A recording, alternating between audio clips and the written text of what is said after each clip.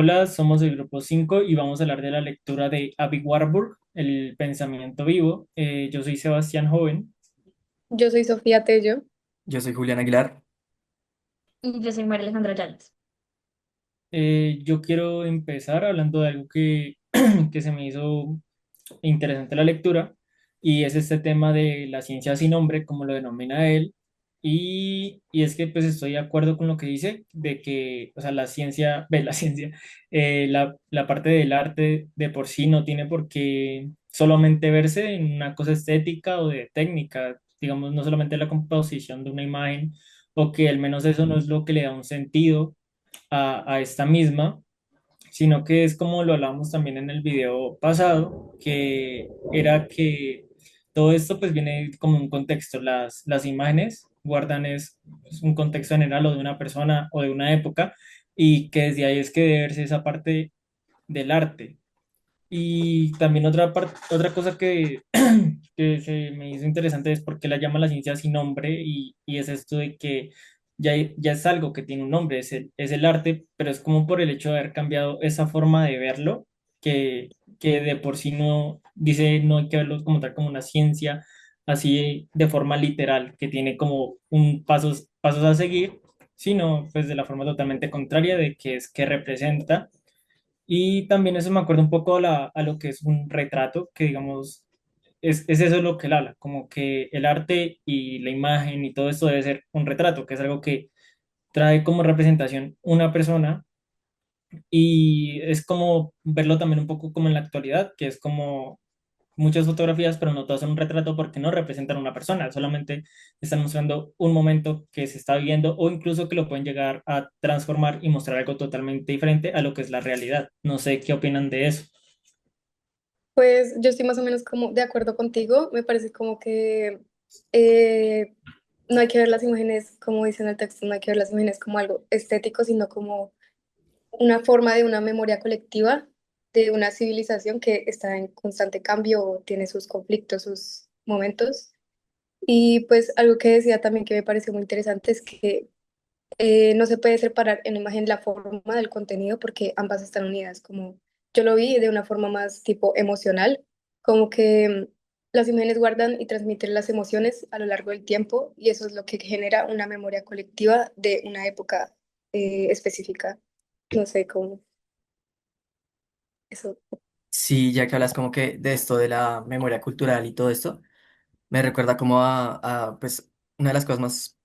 como que más me gustó del texto, era el proyecto de Memosine, si no estoy mal se pronuncia así, que era como que él buscaba entender cómo las imágenes transmiten la memoria cultural a través del tiempo. Entonces, este ejercicio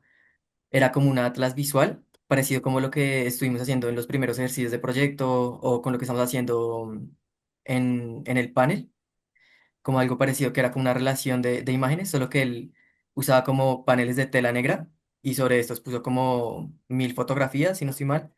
y entonces iban como imágenes desde representaciones clásicas como figuras mitológicas o hasta elementos más contemporáneos como carteles publicitarios o fotografías modernas. Entonces, como que había una relación más allá como de la época de las imágenes. Entonces, la tela negra servía como un fondo neutro que permitía que las imágenes dialogaran entre sí sin distracciones de color. Y esto pues también me ayudó a entender aún más como ese ejercicio del panel que hemos estado haciendo. A mí pues lo que más me parece interesante como también de este atlas es como su heterogeneidad visual.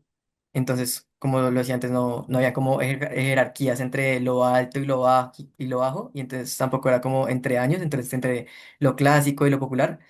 sino como que, por ejemplo, un cartel publicitario puede tener la misma fuerza simbólica que una pintura renacentista.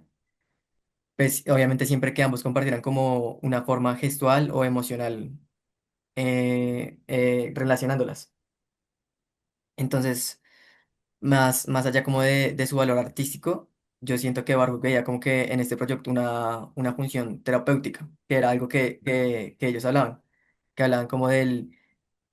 gigantesco condensador. Entonces, como que buscaba reunir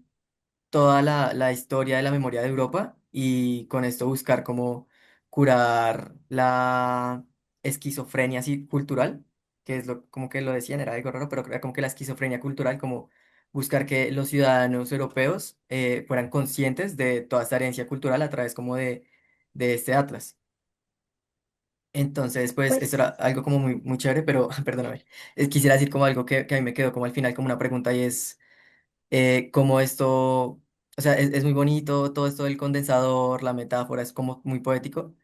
pero no llega como a explicar completamente, o por lo menos a mí no me quedó completamente claro cómo esto puede tener como un efecto terapéutico, más allá como de uno ver como las imágenes, relacionarlas, cómo puede tener como ese efecto de quitar la esquizofrenia cultural. bueno, tú ya que te estabas yendo como un poco a la lógica de pensamiento de Warburg,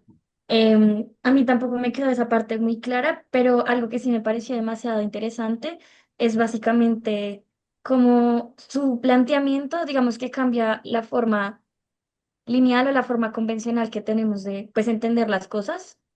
no solo como el arte, sino como las ciencias en general, porque bueno, al final hay una parte en la que él habla como de la hermenéutica en espiral, que es básicamente como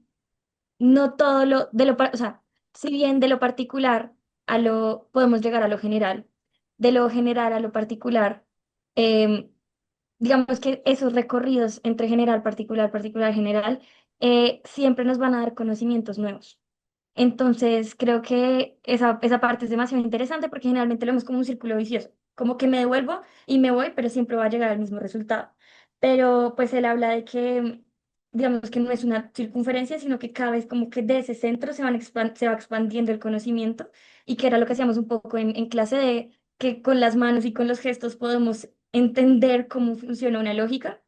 Y eso lo relaciona un poco con lo que hablaba al principio de la biblioteca de él y que también lo hablamos en clase, de que Warwood pues tenía una biblioteca gigante, pues porque le pidió a su hermano que la única condición era que siempre tuviera como todos los libros que él quisiera. Y él generó una biblioteca en la que no estaba organizada de forma como aritmética o alfabética, como solemos conocerla, sino como según un sistema de pensamiento o un método de investigación.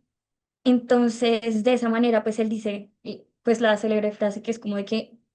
no es tanto el libro buscado, sino el libro vecino o el libro que está al lado, pues porque eso nos permite seguir como un montón de relaciones que generalmente no pensamos, o sea, estamos tan acostumbrados a una forma tan paramétrica de hacer las cosas que a veces como que yendo desde distintos puntos y en esa ida y venida aprendemos cosas nuevas, que siento que es algo que como tú mencionabas, Julián, como que también nos ha servido un montón para proyecto, como que desde distintos enfoques, poder como volver retroceder de alguna manera y seguir avanzando con cada desconocimiento nuevo. Entonces yo creo que ese debe ser como, pues para mí fue uno de los aportes más relevantes de Warwood pues en esta conversación.